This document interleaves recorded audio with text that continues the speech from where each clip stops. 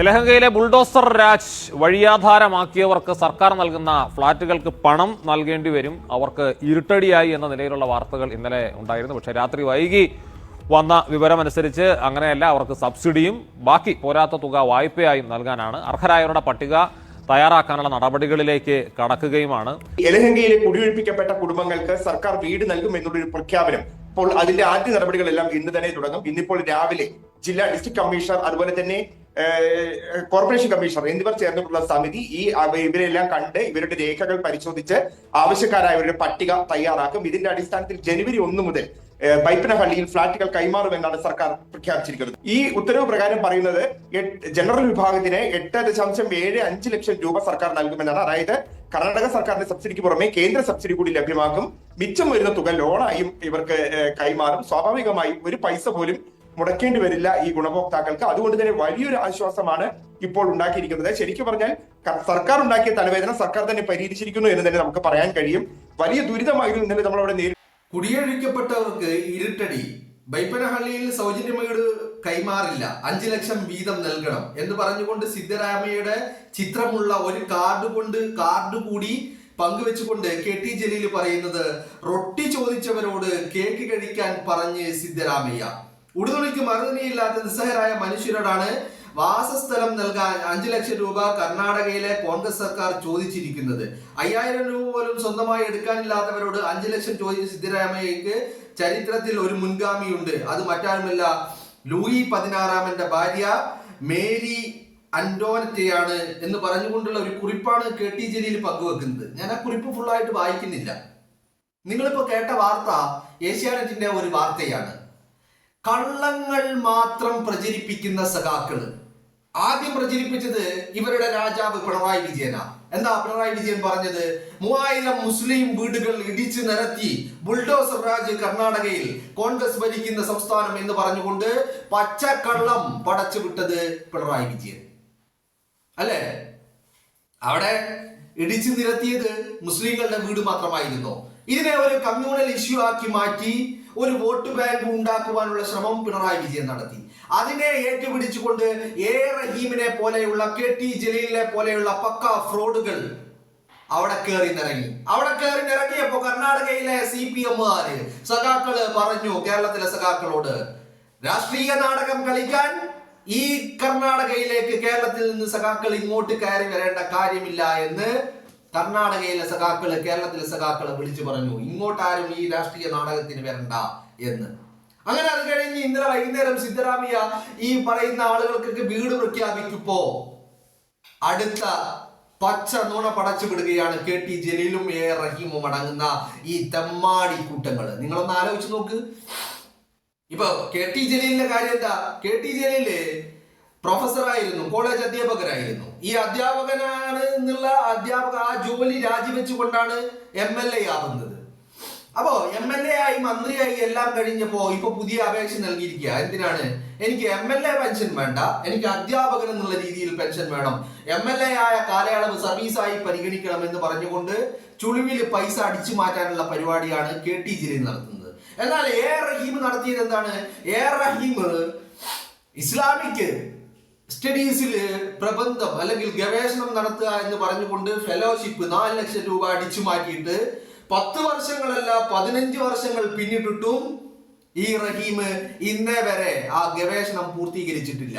4 ലക്ഷം കൊണ്ടുപോയി നക്കി എന്നല്ലാതെ തിസീസ് മുക്കി എന്നതാണ് റഹീം. ഇവനൊന്നും ഈ തിസീസ് അവതരിപ്പിക്കാത്തതാണ് നല്ലത്. കാരണം ഇവന് പറയുന്നത് ജേർണലിസത്തിൽ ഡിപ്ലോമ ഉണ്ട്, LLB ഉണ്ട്, PhD ഉണ്ട്, അല്ല പോസ്റ്റ് ഗ്രാജുവേറ്റ് ഉണ്ട്, ഇതൊക്കെ പാസ്സായവനാണ്. പക്ഷേ അവിടെ നിന്നൊരു സ്ത്രീ പറഞ്ഞു കൊടുക്കുന്നു, സാധാരണക്കാരായ ഒരു സ്ത്രീ, ആ സ്ത്രീ പറഞ്ഞു കൊടുക്കുന്നു വൈ ഓൺലി ദ പുവർ എന്ന് പറഞ്ഞു കൊടുക്കുമ്പോ അത് ഏറ്റു പറയാൻ കഴിയാത്ത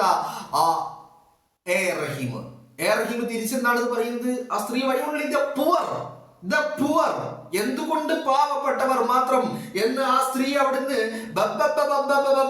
എന്ന് റഹീം അടിക്കുമ്പോ പിന്നിൽ നിന്ന് പറഞ്ഞു കൊടുക്കുമ്പോ റഹീം ഏറ്റു പറയുന്നത് എന്താ? വൈ ഓൺലി ദ പ്യുവറും തിരിച്ചറിയാൻ കഴിയാത്ത റഹീം. അവനാണോ ഗവേഷണം നടത്തേണ്ടത്?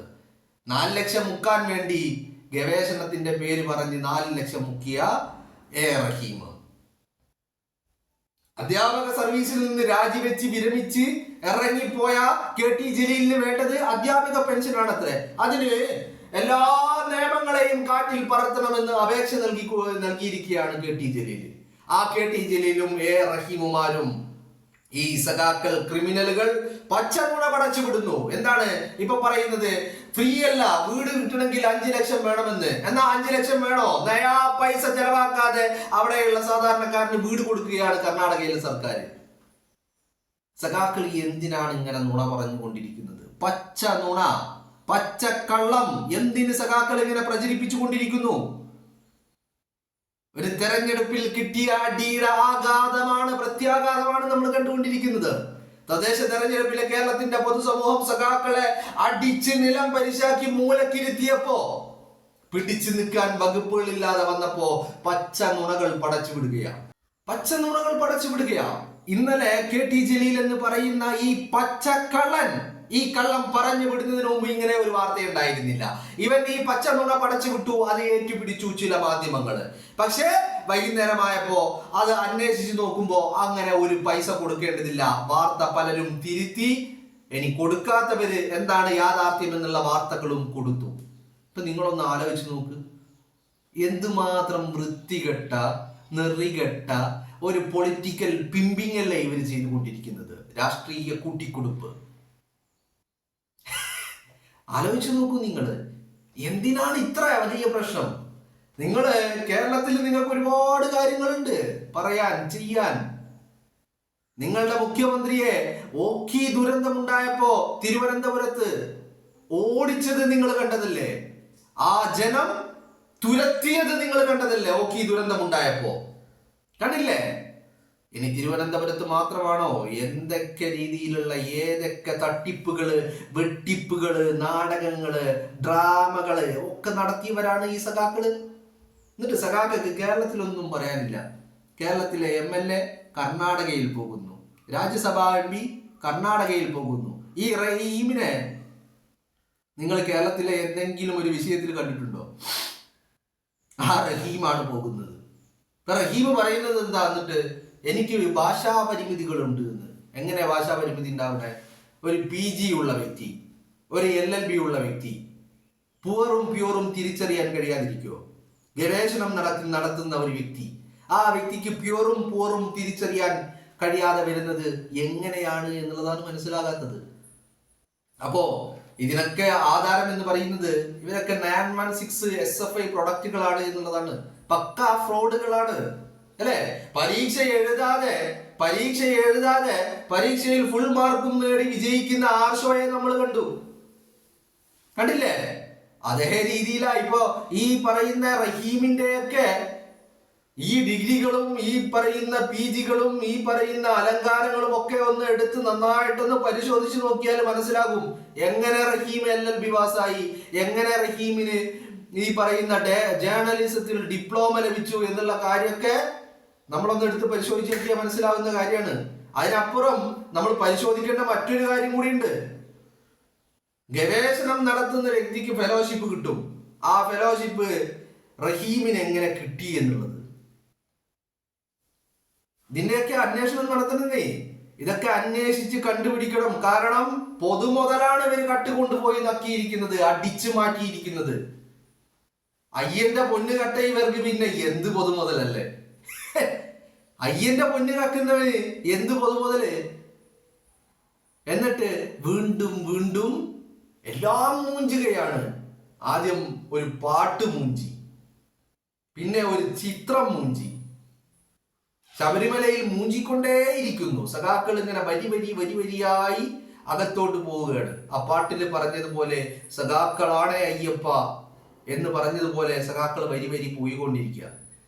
അതിന് തൊട്ട് പിന്നാലെ ബുൾഡോസർ രാജു മൂഞ്ചുന്നു. അത് മൂഞ്ചിയപ്പോ പച്ച നുണ വിളിച്ചു പറയുന്നു KT ജലീലും A റഹീമും.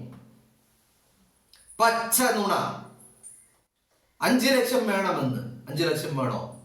ഒരൊറ്റ നയാ പൈസ വേണ്ടെന്ന് അന്വേഷിച്ച് കണ്ടെത്തിയ മാധ്യമ പ്രവർത്തകർ പറയുന്നു ഒറ്റ നയാ പൈസ വേണ്ട എന്ന്. അപ്പൊ KT ജലീലും ഈ സഖാക്കൾ ക്രിമിനൽ ഗുണ്ടകളും സംഘങ്ങളും ചേർന്ന് എന്തടിസ്ഥാനത്തിലാണ് ഈ പച്ച നുണകൾ വിളമ്പുന്നത് എന്നുള്ളതാണ് മനസ്സിലാകാത്തത്. എന്തടിസ്ഥാനത്തിലാണ് വിളമ്പുന്നത്? ആരാണ് ഇവർക്ക് ഇതിനൊക്കെ അധികാരം നൽകുന്നത്? നിങ്ങളൊന്ന് ആലോചിച്ച് നോക്ക്. കേരളത്തിൽ ജനം കാർക്കിച്ച് തുപ്പിയപ്പോ എന്ത് ചെയ്യണമെന്ന് അറിയാതെ നിൽക്കുമ്പോഴാണ് കർണാടകയിലേക്ക് വണ്ടി കയറിയത്. അവിടെ പോയിട്ടും അരി മൂഞ്ചി മണ്ണെണ്ണ മൂഞ്ചി എന്നുള്ള അവസ്ഥയിലേക്ക് കാര്യങ്ങൾ നീങ്ങുകയാണ്.